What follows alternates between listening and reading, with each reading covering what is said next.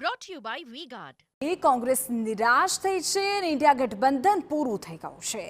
4 જૂન પછી કોંગ્રેસ અને તેના નેતા દેખાશે પણ નહીં। આ પ્રકારના સત્તાપક્ષ તરફથી આક્ષેપો થઈ રહ્યા છે। બનાસ ડેરી થકી જિલ્લો સમૃદ્ધ બન્યું અને જિલ્લામાં પશુપાલક મહિલાઓનું નેતૃત્વ પણ વધ્યું છે। સાથે જ ભારતીય જનતા પાર્ટીએ સરકાર માટે કરેલા કામને પણ સત્તાપક્ષના નેતાઓએ ગણાવ્યા હતા। એમણે એવું કહ્યું કે આ દેશની અંદર જે લોકો કઈ કમાય છે, કમાયા પછી પોતાના બાળકોને, પોતાના વંશને એ કમાણી આપી જવા માટે એ બચત પણ કરે છે। આ બચત એમાંથી અડધા પૈસા લઈને અન્ય કોઈને આપી દેવા, ઘુસપેઠિયાને આપી દેવા, મુસલમાનોને આપી દેવા, એ પ્રકાર કોંગ્રેસ નીતિ બનાવી રહી છે।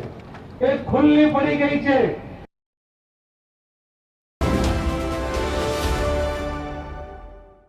Brought to you by V-Guard.